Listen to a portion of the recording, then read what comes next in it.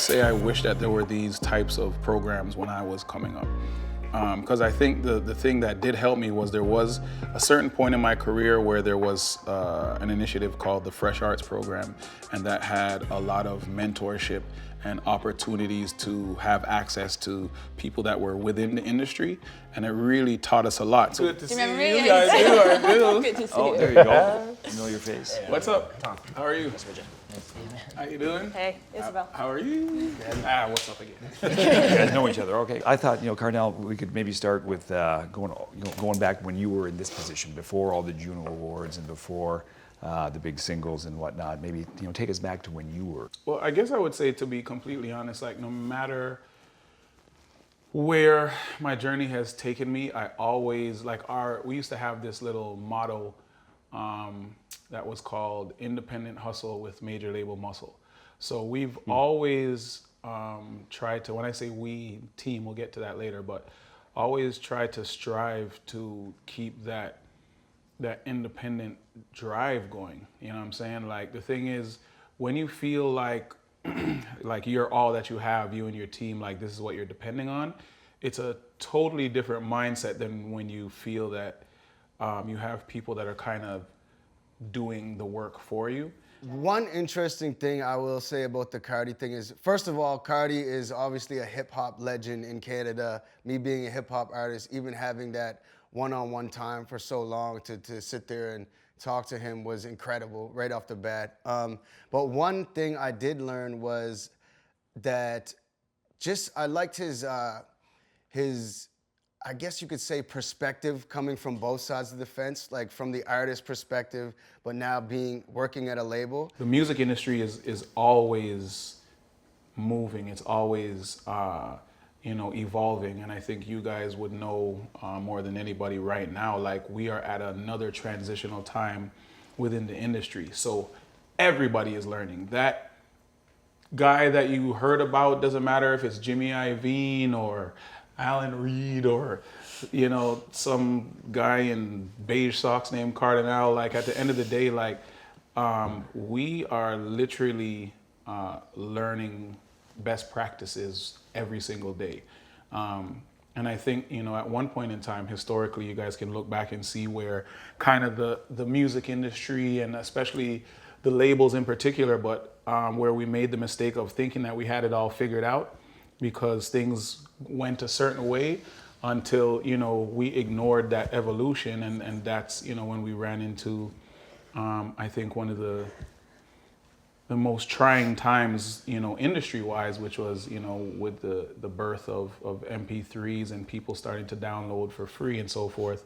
We thought, who cares about that? It's not a big thing. Don't worry, Napster, do whatever you're doing. And it literally revolutionized the way that we consume music. Is a radio tour worth it? Like, to go to every station, try to set that up? Remember I was talking about, like, trying different things and whatever, and the mainstream thing, and you do certain types of songs, it would get you certain places. Yeah. If that's something that's appealing to you and you're in it now and you're like, yo, I like this. Yeah. Yo, I would take a cue from Neon Dreams that were here last year. Those guys featured on the song too. Perfect. Yeah. So if you know anything about those guys, which you do, and I don't know about the rest of you, those guys literally got in a car and visited almost every radio station they could across the country, and more than once. And the thing was that relationship, people are like, I love these kids. Like, they're so dope, they're so humble, they have a great song, but they actually came here, they played for us, they did whatever, and they organically just grew each of those relationships. And then, their song did awesome at radio, and then they ended up with a gold single out of it. So what's the time? Like, it's coming October 30th. Do I get in the car now? Or do I let it, like, as soon as possible? If you can. If it's out there and it's moving and you see that it's growing and there's the potential, do it. It's always such a pleasure when you meet somebody like that who's had that much success, who is still out there doing it, and for them to have that kind of humility, I think, is something that I really appreciated about him. Obviously, very talented person, but still ready to learn from people and absorb new information. I think that's something that we should all try and carry. So you talk about like the importance of the business intelligence and having your hand on the pulse of like the industry and everything. And just how and when did that click for you? Like how did that transition come for you? If the creativity is your thing, not everybody is business minded. You know what I'm saying? Like it just is what it is. Like there's some of us that can go into the studio any given day, pick up a guitar, start producing, pick up a pad, and we can have a song because that is what we do. And then there's other people that you put them in front of a desk or you put them on phones and they can have a conversation and be able to get you guys that gig in friggin' whatever, in BC tomorrow. Or there's that person that's good at whatever. You gotta know what it is that you're good at. It doesn't necessarily mean that you can't grow and evolve. Because even with me, you know, working as part of a label, like initially I was like, I don't want to work at a label. Like that's the enemy. You know what I'm saying? Like, you know, I'm a creative. That's what I want to do. They have the ability to go out there, and it's not going to be so detrimental to their career if they release a single and it doesn't work. Because in this streaming age, like as long as you're able to pivot and you have something to follow it up, people will be like, yeah, we don't worry about the song we didn't like. We love this song. This song works. I was just wondering if you had any kind of guidance about just continuing to drop those songs, like you were saying, versus like having an album out under your belt. You know, the funny thing was, I remember I was in one meeting where people were like, albums, they're dead. Don't bother. Like, you know, there's no point. You know, and then we were showing all these graphs and stuff, and it's like, if you look at the new Drake album, you know, people are consuming these 6 out of the 18 songs, so maybe he should have just dropped an EP or whatever. And then you're like, okay, cool, albums, good to know, out. EPs are what it's all about.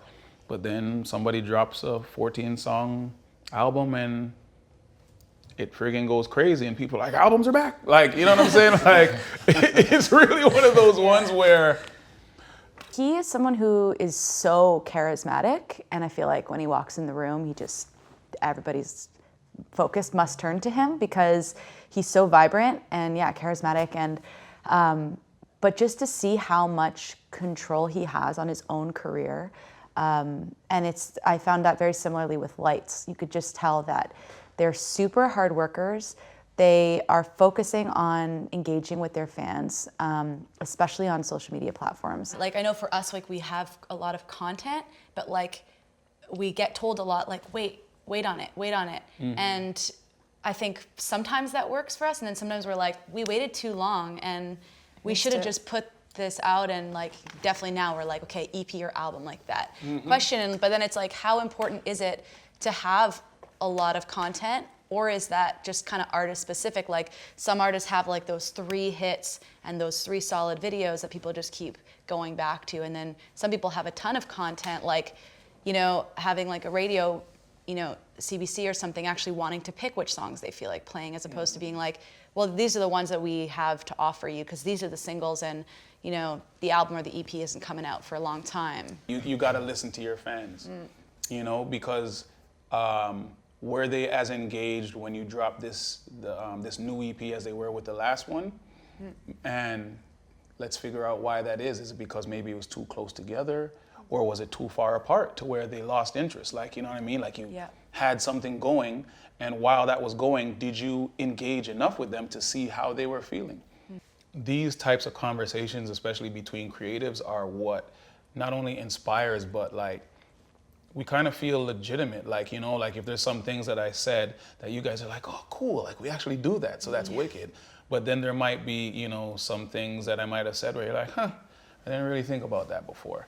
And, you know, these are the type of conversations that I have all the time, whether it be in, you know, if you're lucky enough to be face-to-face with other creatives, or sometimes, you know, it is what it is.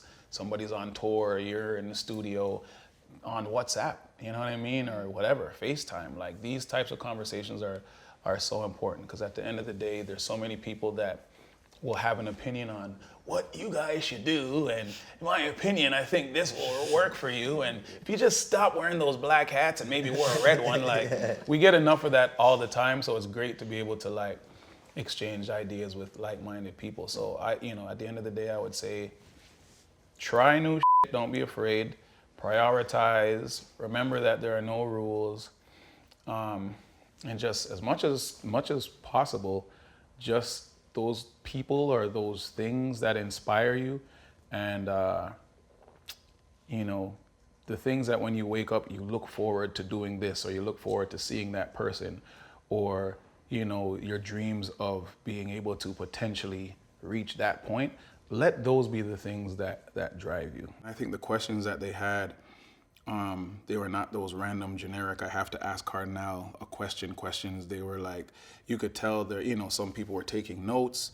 Some people, certain things that I said, they're like, you know what I'm saying? Like, you know, when communicating with people, you can see the people that are receptive, and these group of kids were definitely, I don't even know if I could call them kids, these group of young men and women were definitely taking in what it is that I had to say, and I think they're gonna, hopefully the stuff that applies to them, I think that just based on their attitude and their energy, they're definitely gonna use it and just keep kicking ass.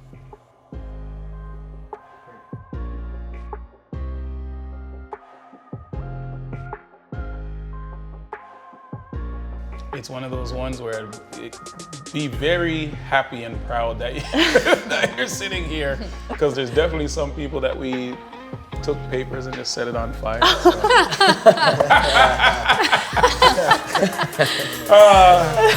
Thanks. All right. Thank you. Thank Great. you. Thanks. Thanks so much.